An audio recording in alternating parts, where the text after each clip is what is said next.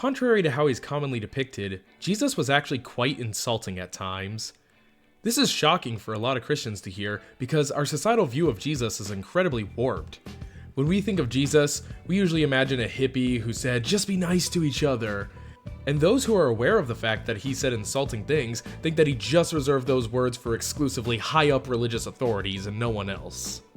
Even though most of the time he insulted someone, it was someone with authority, this certainly wasn't always the case.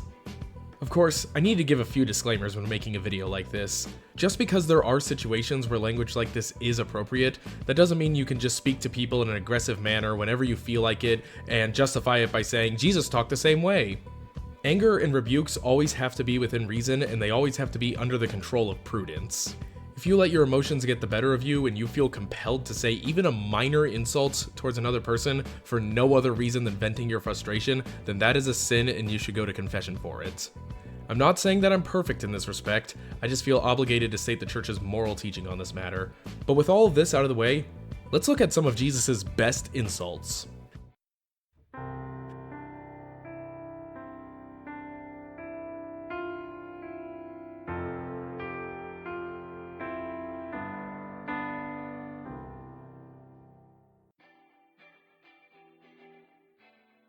This is actually one of my favorites. I intentionally put this one first because of its shockingness. It's shocking primarily because of how harsh it is, and it's interesting to think about because there's no exact way to translate it into English. These are the words used in the Greek. I have no idea how to pronounce them correctly because I don't speak any biblical Greek. But it's worth noting that the word morai, I believe it's pronounced, is where we get the English word moron. But like I said, I don't speak any biblical Greek, so I think it's better to look at the Latin Vulgate instead, which is the Bible that I use as an authoritative source. I'll be making another video soon discussing why I do so. In this version, Jesus says, "Stulti et ciechi." It could be rendered as stupid and blind, but let's go ahead and look at the grammar a little more. Stulti is a variation of the root word stultus. Look up stultus in a Latin to English dictionary and you'll see that it literally means stupid. And ciechi is a variation of cecus, which means blind. But in this case, the word stultus is stulti and cecus is ceci because they're in the vocative case. If something is in the vocative case, it means it's a noun which signifies the thing being addressed. So if I say, "How are you doing, Caleb?" Caleb would be in the vocative case. But also, if I said, "Listen here, stupid," stupid would be in the vocative case too. So when Jesus says, "Stulti et ceci," he's not saying, "You are stupid and blind," he's literally calling them stupid and blind like it's their title. In the same sense as if I said, "Listen here, stupid." There's not even a good way to cleanly translate this into English. The most literal way to translate it would be that he calls them stupids and blinds. But that doesn't really make much sense. The closest I've seen it rendered is as blind fools. But first of all, blind is an adjective, not a noun, and ceci is supposed to be a noun. And fools isn't exactly the best way to translate stulti. Personally, if I were translating this passage, I would do blind idiots, but of course, this still isn't a perfect way to translate it. But for sheer shock value and its interesting use of grammar, this is actually tied with the final entry as my favorite one on the list. This is the tamest one on the list. "I know you, that you have no love for God in your hearts." But even with it being a tamer one, imagine if you heard it today. Imagine someone publicly telling a devout religious group to their faces that they have no love for God in their hearts. Imagine waking up tomorrow and seeing on the news that a Catholic bishop directly told a group of Protestant pastors, "You have no love for God in your hearts." People would left and right denounce him and saying that he wasn't being Christ-like and he should have walked with them ecumenically. It would honestly be pretty powerful. And it shows how much we've watered down our view of Christianity. Many Christians say that as long as you're sincere and devout in your own religion, then it means that you must really love God. But this isn't what Jesus teaches. If you refuse to come to him, then you have no love for God in your heart, because he comes from God, so it's impossible to love God and reject Jesus. This is another one from Matthew chapter 23. Full disclosure, this is one of my favorite chapters of the Bible. So 3 out of the 5 entries on this list come from here. But this verse says, "You are like to whited sepulchres, which outwardly appear to men beautiful, but within are full of dead men's bones and all of filthiness.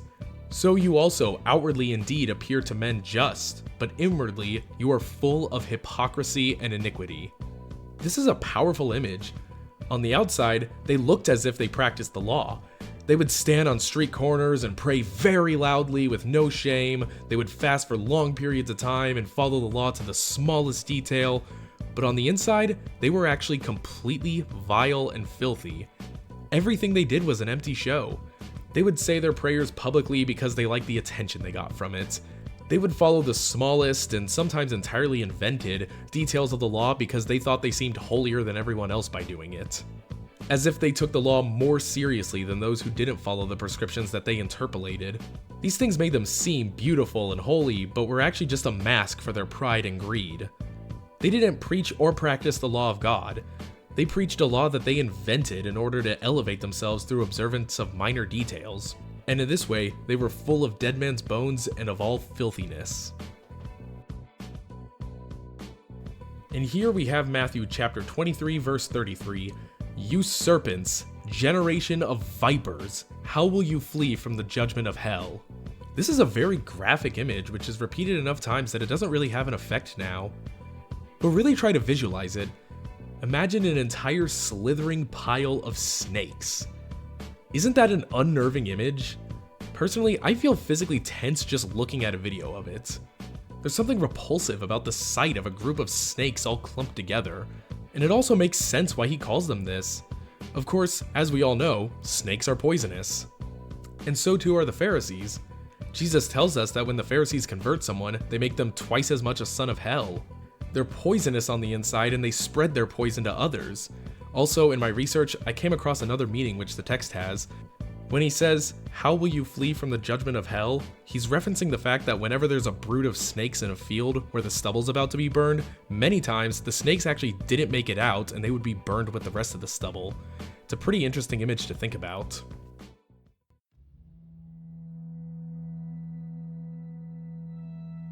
This is my favorite one for theological reasons. You are of your father the devil, and the desires of your father you will do. He was a murderer from the beginning, and he stood not in the truth, because truth is not in him. It's shocking to a lot of people because they don't imagine Jesus ever talking this way to people. And while a lot of the previously mentioned insults were directed towards the religious leaders, this one was not. It was directed towards the common people. Jesus had finished his discourse with the Pharisees and began addressing his believers, as indicated in verse 31 of chapter 8. There's two views on what exactly is happening here. Either his followers start turning against him because they don't like what he's saying, similar to what happened in chapter 6 of John's Gospel, or these are dissenting voices that arise from the crowd. But in either case, it's clear that he's addressing common people here, not the religious authorities. But why did he call them children of the devil? Well, his reasoning is as follows. Speaking to the crowd, he says that they claim to be the children of God and the children of Abraham. But if they were his children, they would act as Abraham does. They are adverse to the truth and they are seeking to kill Jesus. Therefore, they are children of the devil because the devil was a murderer from the beginning and he is the father of all lies. He says that the devil is a murderer because he seeks to kill men's souls because he hates them. In the same way, the crowd were murderers because they hated Jesus so much that they literally called for his death. He says that the devil is a liar because he hates the truth and has always rebelled against it. In the same way, the crowd hated Jesus because he is the truth. As he said earlier in his discourse with them, now you seek to kill me, a man who have spoken the truth to you, which I have heard from God. This Abraham did not. Those who hear the word of God and rebel against it out of a hatred for the truth are children of the devil, according to Jesus. And these words are incredibly harsh because he wasn't addressing high-ranking religious authorities. He was addressing common people. The idea that he only spoke harshly to people who had high social status is just false. People try to make it seem this way in an attempt to pacify Jesus. They make up distinctions between punching up and punching down, but this is not how Jesus saw it. He ate with sinners and had compassion on everyone who received him. He reached out to the lowest in society. He made himself a servant to others, even though he was God and justice demanded that they serve him instead. But to those who completely rebelled against him, refused to come to him for mercy, and drove others away, he had some harsh things to say, and this is perhaps the harshest. You are children of the devil.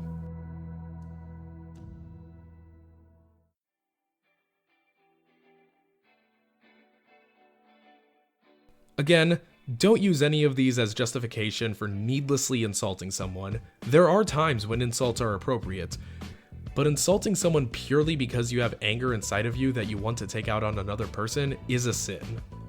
Jesus was perfect in prudence and only used insults when the situation warranted it. And at the same time, Jesus was a powerful moral preacher and was very strict. He was perfect in justice, perfect in mercy, perfect in fortitude, and perfect in all other virtues. He knew when rebukes were in order, and he also chose the routes of complete humiliation and servitude at times because he was perfect in all virtues. You can't rebuke people harshly unless you have a great sense of humility and strive to practice virtue at all times.